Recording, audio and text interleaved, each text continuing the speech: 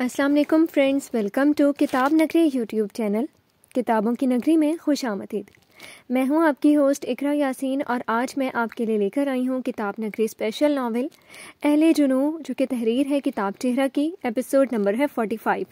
لیکن اس ایپیسوڈ کو سٹارٹ کرنے سے پہلے جلدی سے سبسکرائب کریں چینل کو، لائک کیجیے ویڈیو کو، اور بیل آئیکن کا بٹن پریس کرنا مت بھولیے گا۔ اب آتے ہیں قسط کی جانب۔ لیکن اگر آپ اس ناول کو کتابی شکل میں خریدنا چاہتے ہیں تو جلدی سے آرڈر کریں۔ کتاب نگری کے اسپیشل ناول کے پرائس ہے 2500 rupees with free home delivery. To order contact us RJS cash اور Easypaisa account number 0355750595۔ After payment share screenshot اور ٹیکس ID پیمنٹ پروف۔ اب آتے ہیں قسط کی جانب۔ کیا؟ فائق کرسی دھکیلتا بے ساختہ اپنی جگہ سے اٹھا۔ ڈائننگ ٹیبل پر بیٹھے تمام افراد نے بیک وقت اسے دیکھا۔ کب ہوا یہ؟ میں آ رہا ہوں۔ اس کے منہ سے الفاظ نہیں نکل پا رہے تھے، لگ رہا تھا کوئی آہستہ آہستہ اس کی جان نکال رہا ہو۔ فائق، کیا بات ہے بیٹا، سب خیریت تو ہے نا؟ اسے وہاں سے نکلتا دیکھ کر عمیرہ صاحبہ نے فکر مندی سے پوچھا۔ فائق نے ایک نظر پلٹ کر ماں کو اور پھر انہی کے برابر میں بیٹھی علیشہ کو دیکھا۔ اس پر وہ بھی الجھی نگاہوں سے اسے دیکھ رہی تھی۔ ماما، اسلان کا کار ایکسیڈنٹ ہو گیا، بہت کریٹیکل کنڈیشن میں ہے۔ کیا؟ صبا احمد صاحب اور عمیرہ صاحبہ نے بے ساختہ اپنی جگہ سے اٹھے تھے، مگر وہ ہلی تک نہیں، بلکہ زرد چہرہ اور آنکھوں میں بے یقینی لیے اسے دیکھ رہی تھی۔ میں ہاسپٹل جا رہا ہوں، آپ لوگ دعا کریں۔ ایک نظر اس پر ڈالتا پلٹ گیا۔ نہ جانے کیوں اسے اس پر علیشہ کے تاثرات کچھ عجیب لگے تھے، مگر اس وقت اس کے پاس سوچنے سمجھنے کا بالکل وقت نہ تھا۔ اس کا دوست، اس کا یار، اس کا ساتھی اس وقت زندگی اور موت سے لڑ رہا تھا، اور اسے اپنا بھی دل بند ہوتا محسوس ہو رہا تھا۔ بھائی، میں بھی چلوں گی آپ کے ساتھ۔ صبا نام آنکھیں لیے تڑپتی ہوئی اس کے قریب آئی تھی۔ اس کے لیے تو اذلان بھی فائق کی طرح تھا، وہ بالکل بڑے بھائیوں کی طرح سمجھتی تھی۔ اذلان نے ہمیشہ سے اسے سارا کی طرح محبت اور اپنائیت دی تھی۔ ٹھیک ہے، میں کار کی کیز لے کر آتا ہوں۔ میں لا دیتی ہوں۔ اسے اجلت میں اوپر جاتا دیکھ کر علیشہ اپنی جگہ سے اٹھتی ہوئی یوں ہی بول اٹھی۔ فائق نے پلٹ کر ایک نظر اس کی زرد رنگت کو دیکھا، مگر اس کے چہرے پر فطری سے جذبات تھے، جیسے باقی سب کے چہرے پر تھے۔ وہ آج بار بار ٹھہر رہا تھا، بار بار اس کے تاثرات کو غور سے دیکھ رہا تھا۔ نہیں، اس کی ضرورت نہیں ہے، انکار کرتا تیزی سے اوپر کی جانب بڑھ گیا اور 2 منٹ بعد کیز لیے نیچے آتا صبا کے ساتھ چلا گیا تھا۔ ICU کا دروازہ بند ہوئے 36 گھنٹے بیت چکے تھے، مگر اب تک کوئی خبر نہ آئی تھی۔ پرائیویٹ ہسپتال کے وحشت زدہ طویل کوریڈور میں وہ سیاہ لباس میں ملبوس، سر پر دوپٹہ لپیٹے مسلسل ورد میں مصروف تھی۔ اس کی آنکھوں کی جگہ اب 2 سرخ انگاروں نے لے لی تھی۔ 2 دن سے بغیر کچھ کھائے پیے وہ سب کسی جوگن کی طرح اس شخص کے لیے سسک رہی تھی، رب سے اس کی زندگی کی بھیک مانگ رہی تھی جو بالکل ہی روٹھ بیٹھا تھا۔ ڈاکٹرز ان کے ہاتھ میں کوئی امید کی ڈور نہیں تھما رہے تھے۔ کار اتنی بری طرح سے ٹرالر سے ٹکرائی تھی کہ اس کے کئی پرخچے اڑ گئے تھے۔ اذلان کے دماغ اور سینے پر گہری چوٹیں آئی تھیں، جس کے سبب اس کے کوما میں جانے یا زندگی سے ہاتھ دھو بیٹھنے کا خدشہ تھا۔ سارا بھی اس ہولناک خبر پر سارا بیگم اور جماعت کے اسی دن کراچی پہنچ گئی تھی۔ اس وقت ہر آنکھ نم تھی، ہر دل دعا گو تھا، مگر اخماسہ تنویر کی حالت کچھ اور تھی، اس کا غم کچھ اور تھا۔ آج اسے لگ رہا تھا کہ اگر اذلان سبتین نے اس کا ساتھ چھوڑ دیا تو در حقیقت بے آسرا وہ آج ہوتی، اس زندگی کے سفر میں تنہا تو اصل میں اب ہوتی۔ اس کی ماں اسے ایک مضبوط صاحبان کے حوالے کر گئی تھی، وہ بھی وہ شخص جسے اس نے چاہا تھا، جس کے لیے اس کا دل پہلی بار دھڑکا تھا۔ وہ شخص صرف اس کا شوہر نہیں، اس کی محبت تھا۔ یا اللہ، مجھ سے انہیں مت چھین، اتنا سخت امتحان نہ لے میرے اللہ، پلیز، میں مر جاؤں گی، ان کے سوا تو کوئی بھی نہیں ہے میرا۔ اس کا دل تڑپ رہا تھا، وہ مرنے کو تھی کیونکہ اس کا محبوب زندگی سے روٹھ کر اسے درد اور تنہائی کے سمندر میں دھکیل کر جا رہا تھا۔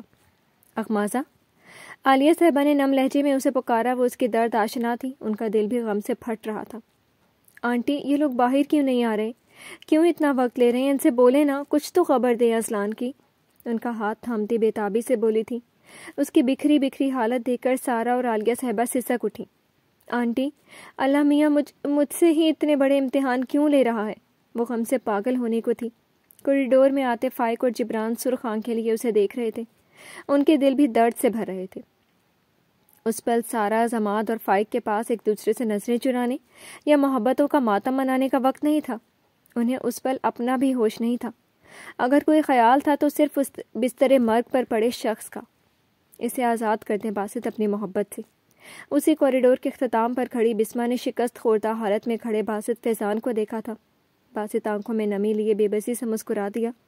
جو حالت اس وقت اذلان سبطین کے لیے اغماضہ تنویر کی تھی، ایسی حالت تو اس کی بھی اس کے ہجر میں نہ ہوئی تھی، اور آج اسے احساس ہوا تھا وہ لڑکی جسے ٹوٹ کر اس نے چاہا تھا، اس نے ٹوٹ کر اذلان سبطین کو چاہا تھا۔ میں اسے اسی دن یونیورسٹی کے اس مقام پر ہی آزاد کر گیا تھا جب وہ میرا ہاتھ چھڑا کر اذلان کے پاس گئی تھی۔ میری محبت کا سفر تو اسی وقت ختم ہو گیا تھا۔ ایک آنسو ٹوٹ کر اس کی آنکھ سے گرا تھا جسے وہ آستین کے پشت سے رگڑ گیا۔ بسمہ فاروق نے دھندلائی آنکھوں سے محبت کے اس مجسمے کو دیکھا جو اپنے عشق کے لیے رو رہا تھا، اور اسے روتا دیکھ کر اس کا بھی دل رو رہا تھا۔ میری دعا ہے اذلان ہوش میں آئے اور اغماضہ کی زندگی کی ہر محرومی پوری کرے۔ وہ ایک اچھی بلکہ بہت اچھی زندگی ڈیزرو کرتی ہے۔ اتنا کہتا لمبے لمبے ڈگ بھر کر وہاں سے نکل گیا۔ اپنے محبوب کو کسی اور کے لیے سسکتا دیکھنا اس کے لیے جسم کے تمام رگیں کاٹنے کے مترادف تھا۔ بالآخر ایک طویل جاں غسل انتظار کے بعد ICU کا دروازہ کھلا تھا اور کوریڈور میں مضطرب بیٹھے سبھی تیزی سے ڈاکٹرز کی جانب لپکے تھے سوائے اس کے۔ وہ اپنی جگہ سے 1 انچ بھی نہ ہلی تھی۔ ایسا لگ رہا تھا کہ اس کے اعمال کا رزلٹ تھا جو یہ ڈاکٹر سنانے آئے تھے۔ آج اس لمحے اس کی عاقبت کا فیصلہ ہونا تھا۔ اسے دنیا میں جہنم نصیب ہونی تھی یا رب نے اس کے لیے آسانیاں چنی تھیں۔ اس پر اغماضہ تنویر نے اپنی سانس بھی روک لی تھی۔ مبارک ہو، آپ کے پیشنٹ کی زندگی اب خطرے سے باہر ہے۔ کوریڈور میں کھڑے ہر شخص کو ایسا لگا کسی نے ان کے جسموں میں نئی روح پھونک دی ہو۔ یا اللہ تیرا شکر ہے۔ سبطین صاحب نام آنکھیں لیے وہیں فرش پر سجدہ ریز ہو گئے۔ آج ان کی زندگی بھر کی پونجی داؤ پر لگی تھی اور اللہ نے یہ پہاڑ بھی سر کروا دیا تھا۔ بھائی خطرے سے باہر ہیں اغماضہ، سارا نے اس کے قریب آتے روندے ہوئے لہجے میں کہا۔ اغماضہ تو اپنی دعاؤں کی قبولیت پر جسے ششدر سی کھڑی تھی۔ اس کے رب نے اس کی سن لی تھی، اسے اس کا سہارا واپس کر دیا تھا۔ وہ بے ساختہ سارا سے لگی اور پھوٹ پھوٹ کر رو پڑی۔ اللہ نے مجھے نامراد نہیں لوٹایا سارا۔ وہ یوں بکھری تھی کہ ہر دیکھنے والی آنکھ کو نم کر گئی۔ یہ اغماضہ تنویر نہیں بلکہ اس کی محبت سسک رہی تھی جس نے اذلان سبطین کو بے حد اور بے حساب چاہا تھا۔ بس بیٹا اور کتنا روگی؟ سارا سے علیحدہ کرتے عالیہ صاحبہ نے محبت سے اس کے آنسو پونچھے۔ آج وہ انہیں اور بھی زیادہ عزیز ہو گئی تھی۔ اللہ نے ایک محبت کرنے والی لڑکی ان کے بیٹے کا مقدر بنائی تھی۔ اور پھر شام سے رات اور رات سے صبح ہو گئی تھی جب اذلان کو روم میں شفٹ کیا گیا۔ انہیں کسی بھی قسم کے سٹریس سے دور رکھنا ہے ورنہ ان کی طبیعت پھر بگڑ سکتی ہے۔ اذلان سے ملنے سے پہلے ڈاکٹر نے سختی سے تاکید کی تھی اور پھر اس سے ملنے کے لیے سب سے پہلے اغماضہ کو کہا گیا۔ نہیں پلیز آنٹی آپ جائیں، میں انہیں نہیں دیکھ پاؤں گی۔ اس کی رنگت زرد پڑنے لگی۔ بیٹا آپ کا حق ہے، یہ ہمت کرو۔ انہوں نے حوصلہ دیا مگر وہ نفی میں سر ہلاتی دور ہٹ گئی۔ ابھی اس کے ننھے سے دل میں اتنی طاقت نہ تھی کہ دشمن جاں کو اس حالت میں دیکھتی، اس لیے ناچار سبطین صاحب اور عالیہ صاحبہ روم کی جانب بڑھ گئے تھے۔ مگر کمرے میں گھستے ہی عالیہ صاحبہ نے بے اختیار اپنے لبوں پر سختی سے ہاتھ جما لیا۔ آنسو ایک تواتر سے گرنے لگے۔ ان کا دل بند ہونے کو تھا۔ کوئی کہہ ہی نہیں سکتا تھا کہ یہ بستر پر زخموں سے چور پڑا ان کا خوبرو اور مضبوط اعصاب کا مالک بیٹا تھا۔ اذلان، انہوں نے قریب آتے نم آواز میں بہت محبت سے اسے پکارا۔ اس کا چہرہ نیلو نیل ہوا پڑا تھا، پورے سر اور وجود پر پٹیاں جکڑی تھیں۔ اذلان نے اپنی سوجی آنکھیں بمشکل کھولی۔ ماما، اور بس اتنا کہنا تھا کہ وہ پھوٹ پھوٹ کر رو پڑی۔ سبطین صاحب نے فوراً انہیں اپنے ساتھ لگا لیا۔ انہیں ڈاکٹر کی ہدایت اچھے سے یاد تھی۔ نہ روئیں، وہ بہت مدھم پرازیت آواز میں بولا۔ عالیہ صاحبہ بمشکل اپنی سسکیاں ضبط کرتی ہیں اس کے قریب رکھی چیئر پر بیٹھ گئی۔ کیا ظلم کر لیا میری جان تم نے خود پر؟ اس کا ہاتھ لبوں سے لگاتی بے بسی سے بولی، اور اس ایک جملے پر اذلان کو کیا کیا نہ یاد آیا تھا۔ وہ دشمن جاں، باسط اور وہ ایکسیڈنٹ۔ اسے اچھے سے یاد تھا ہوش و حواس سے بیگانہ ہونے سے پہلے تک وہی اس کے دل و دماغ پر حاوی تھی جیسے کہ اب۔ اذلان سختی سے آنکھیں بند کر گیا۔ دل میں پھر ایک درد اٹھنے لگا تھا جس کی ٹیسیں دماغ تک جا رہی تھی۔ آہ کیا ہوا؟ وہ دونوں بے اختیار چونکے۔ میری جان کیا ہوا بیٹا؟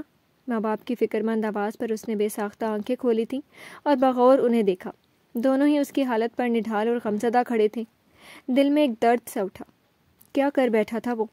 اور کتنوں کو اپنی ذات سے اذیت پہنچانی تھی اس نے؟ میں ٹھیک ہوں، نہ روئیں۔ ہم نہیں رو رہے بیٹا، یہ تو خوشی کے آنسو ہیں۔ ہم نہیں رو رہے۔ ہم سب نے بہت دعائیں کی ہیں تمہارے لیے۔ سب انتظار میں بیٹھے ہیں باہر۔ ہر کوئی دوڑا چلا آیا ہے تمہاری محبت میں۔ سبطین صاحب نے اس کا دماغ بٹانا چاہا. اور اخمازہ؟ اس کا تو پوچھو ہی نہیں. یہاں تم جنگ لڑ رہے تھے اور باہر وہ. بس بیٹا بہت روئی. ماما پلیز. اس سے مزید سننا محال تھا. عالیہ صاحبہ نے بے ساختہ سبطین صاحب کو دیکھا مگر وہ خاموش ہونے کا اشارہ کر گئی. اتنے میں ڈاکٹرز بھی اس کا چیک اپ کے لیے آ گئے تھے. ناچار انہیں اٹھنا پڑا تھا. اسی روم کے باہر کچھ فاصلے پر کوریڈور میں جبران اور فائق داخل ہوئے تھے. مجھے نہیں لگتا کہ مجھے یہاں اب رکنا چاہیے. جبران نے اس کی سمت دیکھا جس کی نگاہیں عین سامنے کوریڈور میں رکھی بینچ پر اخمازہ کے ساتھ بیٹھی سارا پر تھی. تو اذلان سے بغیر ملے چلا جائے گا؟ اس کے لہجے میں حیرانی تھی. وہ دونوں بھی 2 دن سے یہیں ہاسپٹل میں تھے. اب اذلان کے ہوش میں آنے پر یوں اچانک چلے جانا اسے برا لگا تھا. میرا یہاں مزید ٹھہرنا بھی صحیح نہیں ہے. تو سمجھ نہیں رہا کیا؟ اس منظر سے نگاہیں ہٹاتے جبران کو دیکھا. وہ بھی اس کی کیفیت سمجھ رہا تھا مگر پھر بھی چاہتا تھا کہ وہ دونوں پہلے اذلان سے ملیں. میں سمجھ رہا ہوں مگر اب تو اور وہ دونوں ہی اپنی اپنی زندگیوں میں آگے بڑھ چکے ہو.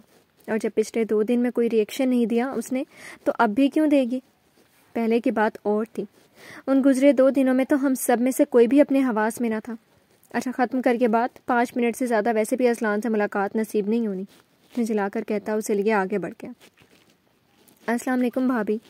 جبران کے زوردار سلام پر وہ دونوں ایک ساتھ متوجہ ہوئی تھی جب سارا کی غیر ارادی نگاہ جبران سے چند قدم دور کھڑے فائق احمد پر گئی. اس کے لب سختی سے آپس میں بھنجے تھے. چہرے پر یکدم ہی ناگواری چھا گئی تھی.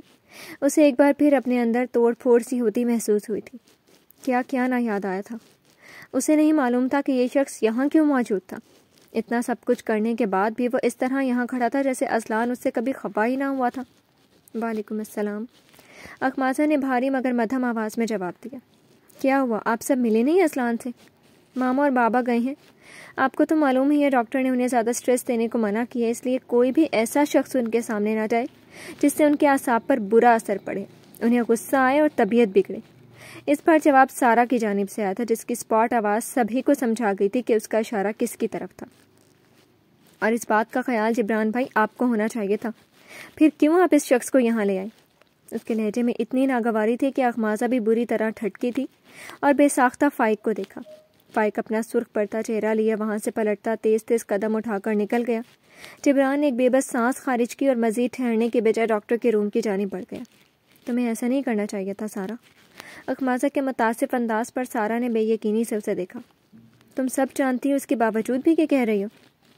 ہاں کیونکہ اس سے پہلے کہ اخمازہ جواب میں کچھ کہتی عالیہ صاحبہ اور سبطین صاحب روم سے باہر آ گئے تھے اور ان کی بات وہیں بیچ میں ادھوری رہ گئی. جی تو فرینڈز کیسی لگی آپ کو آج کے ایپیسوڈ؟ امید ہے پسند آئی ہوگی. کمنٹ سیکشن میں اپنی رائے کا اظہار کرنا مت بھولیے گا. پھر حاضر ہوں گے نیو ایپیسوڈ کے ساتھ. تب تک کے لیے اجازت دیجیے. شکریہ. اللہ حافظ.